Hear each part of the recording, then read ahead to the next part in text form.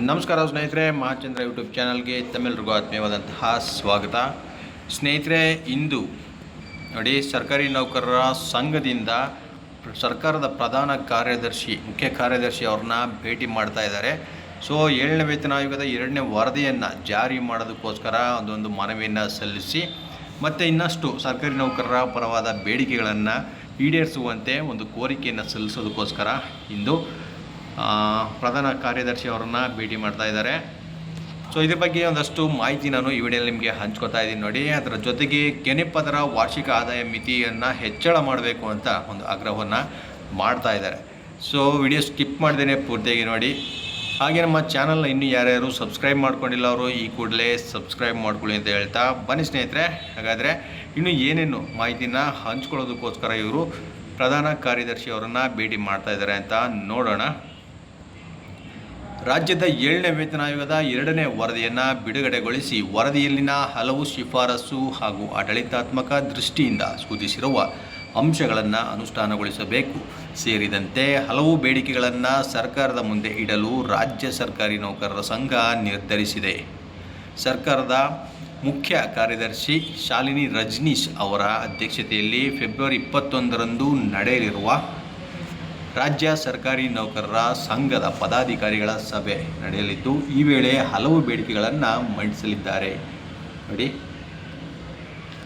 ಸರ್ಕಾರದ ಮುಖ್ಯ ಕಾರ್ಯದರ್ಶಿ ಡಾಕ್ಟರ್ ಶಾಲಿನಿ ರಜನೀಶ್ ಅವರನ್ನು ಫೆಬ್ರವರಿ 21ರಂದು ಅಂದರೆ ಇಂದು ಭೇಟಿ ಮಾಡಿ ಇಲ್ಲೊಂದು ಸಭೆಯಲ್ಲಿ ಹಲವು ಬೇಡಿಕೆಗಳನ್ನು ಮಂಡಿಸಲಿದ್ದಾರೆ. ಕರ್ನಾಟಕ ರಾಜ್ಯ ಸರ್ಕಾರಿ ನೌಕರರ ಸಂಘದ ವತಿಯಿಂದ ಸ್ವೀಕೃತವಾಗಿರುವ ಬೇಡಿಕೆಯನ್ನು ಈಗಾಗಲೇ ಇಲಾಖೆಗಳಿಗೆ ಕಳುಹಿಸಲಾಗಿದೆ. ಈ ಬೇಡಿಕೆಗಳ ಕುರಿತು ಮಾಹಿತಿಯನ್ನು ನೀಡುವಂತೆ ಮುಖ್ಯಸ್ಥರಿಗೆ ನಿರ್ದೇಶನವನ್ನು ನೀಡಲಾಗಿದೆ. 7ನೇ ವೇತನ ಆಯೋಗ ಜಾರಿಯಿಂದ ಸಿ ಮತ್ತು ಡಿ ವೃಂದದ ನೌಕರರ ಮಕ್ಕಳು ಶಿಕ್ಷಣ ಮತ್ತು ಉದ್ಯೋಗದಲ್ಲಿ ಮೀಸಲಾತಿ ಪಡೆಯುವಲ್ಲಿ ವಂಚಿತರಾಗುತ್ತಿದ್ದಾರೆ. ಇದನ್ನು ತಡೆಯಲು ಕೆನೆಪದರ ವಾರ್ಷಿಕ ಆದಾಯ ಮಿತಿಯನ್ನು 8 ಲಕ್ಷ ರೂಗಳಿಂದ 15 ಲಕ್ಷ ರೂಗಳಿಗೆ ಹೆಚ್ಚಳ ಮಾಡುವುದು, ರಾಜ್ಯ ಸರ್ಕಾರದ ಅಧಿಕಾರಿ ನೌಕರರ ಇಲಾಖಾ ವಿಚಾರಣೆಯನ್ನು ಕಾಲಮಿತಿಯೊಳಗೆ ಇತ್ಯರ್ಥಗೊಳಿಸುವುದು ಸೇರಿದಂತೆ ಹಲವು ಬೇಡಿಕೆಗಳನ್ನು ಸಲ್ಲಿಸಲು ಈಗ ನಿರ್ಧರಿಸಿದೆ. ನೋಡಿ, ಕೆನೆಪದರ ವಾರ್ಷಿಕ ಆದಾಯದ ಮಿತಿಯನ್ನು ಅಂದರೆ ಉದ್ಯೋಗವನ್ನು ಪಡ್ಕೊಳ್ಳೋಕ್ಕೋಸ್ಕರ ಅಂದರೆ ನೌಕರರ ಸಿ ಮತ್ತು ಡಿ ಎಸ್ಪೆಷಲಿ ಅವರು ಮೆನ್ಷನ್ ಮಾಡಿರ್ತಕ್ಕಂಥದ್ದು ಸಿ ಮತ್ತು ಡಿ ಗ್ರೂಪ್ನ ನೌಕರರ ಮಕ್ಕಳು ಅವರ ಶಿಕ್ಷಣ ಮತ್ತು ಉದ್ಯೋಗದಲ್ಲಿ ಮೀಸಲಾತಿ ಪಡೆಯೋದಕ್ಕೆ ನೋಡಿ ಅವರ ವಾರ್ಷಿಕ ಆದಾಯ ಮಿತಿಯನ್ನು 8 ಲಕ್ಷದಿಂದ 15 ಲಕ್ಷ ರೂಗಳಿಗೆ ಹೆಚ್ಚಳವನ್ನು ಮಾಡಬೇಕು ಅಂತ ಕೂಡ ಇಲ್ಲಿ ಒಂದು ಬೇಡಿಕೆಗಳನ್ನು ಸಲ್ಲಿಸೋದಕ್ಕೆ ಸಿದ್ಧವಾಗಿದ್ದಾರೆ. ಇವತ್ತು ನಡೀತಕ್ಕಂಥ ಸಭೆಯಲ್ಲಿ ಏನೇನು ಡಿಸೈಡ್ಗಳಾಗುತ್ತೆ ಅಂತ ಇಲ್ಲೇ ಸ್ಪಷ್ಟವಾಗಿ ಕೊಟ್ಟಿದ್ದಾರೆ.